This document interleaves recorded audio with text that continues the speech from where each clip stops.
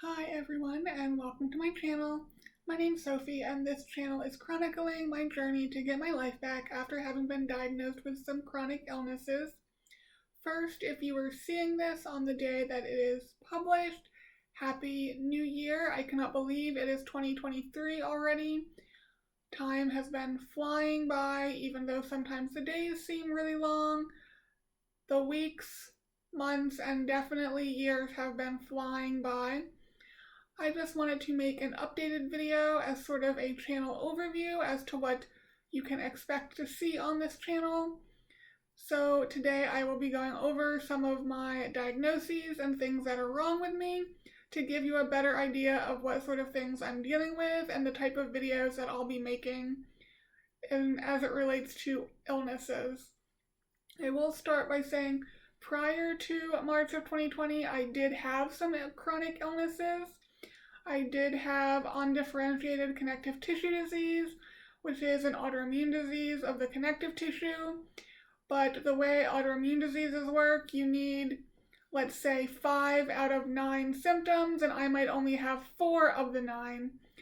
And this might be true for multiple different connective tissue diseases. And because of that, I would be diagnosed with undifferentiated connective tissue disease, which is what I have. I also have trigeminal neuralgia, which is a nerve problem of the trigeminal nerve, which is one of your cranial nerves running from your forehead, and then it has 2 other branches here, hence the tri in trigeminal, and it basically can feel like an electric shock or lightning electrocuting you to your face. It is not pleasant. It is also called tic douloureux. I also have esophageal dysmotility, so my esophagus doesn't work correctly. The peristalsis, or the muscular contractions that are supposed to propel food down your esophagus, do not really happen for me. And I also have chronic constipation, which is thought to be from the same sort of issue. Whether or not this is due to the connective tissue disease is unknown. I have doctors that say it is, and my rheumatologist who says it isn't. I don't really know, but it's a moot point. I have it, and it has to be dealt with. Moving on to new things since March of 2020.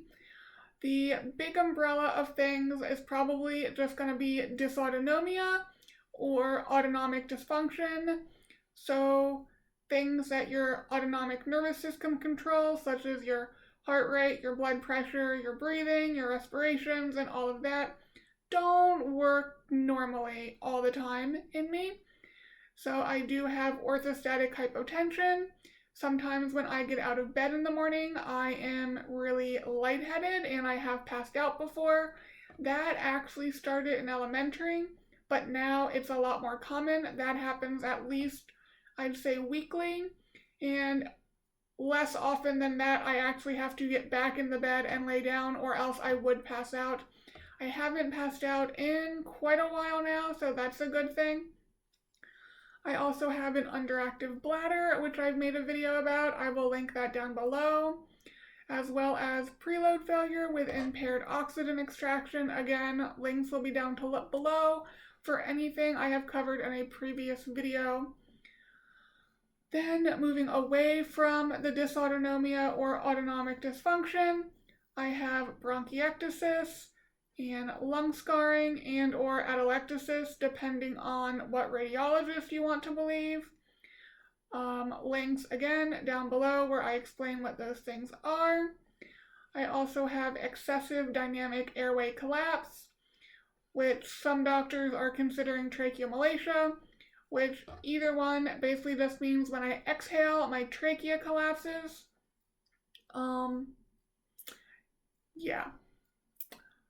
What else? So I had a tracheoesophageal fistula, or a hole between my trachea and my esophagus, that was surgically repaired. There is some discussion as to whether the repair took. I still have these sutures in both my trachea and my esophagus, and there is some talk of removing them to see whether or not the area has healed. So more to come later with that. I don't know if that will be happening. I also have mild systolic dysfunction of both my right and left ventricles, which basically means that the right side of my heart is a little weak when it comes to getting blood to my lungs, and the left side of my heart is a little weak when it comes to getting blood out to the rest of my body.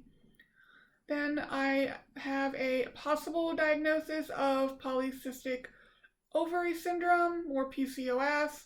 I say possible because the ultrasound would appear to look that way, but I have not seen a doctor about it since I currently do not have medical insurance. So once I see a provider about it, I may or may not get that diagnosis. Then I have some other symptoms that come along with the aforementioned list of things, such as pitting edema in my legs, which makes it very difficult to do anything about the dysautonomia and the cardiac problems. A lot of my issues seem to contradict each other. So, for example, for the dysautonomia or autonomic dysfunction, I should increase fluids and increase sodium, but for the cardiac dysfunction and the pitting edema, I should decrease fluids and decrease sodium.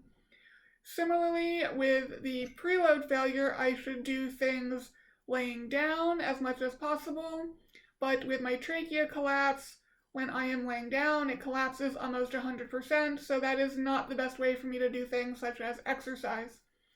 So a lot of trial and error, a lot of figuring out what causes my symptoms, and trying to get back to work in the coming year, or this year, I guess, when you will be seeing this. I'm recording this, it is still 2022.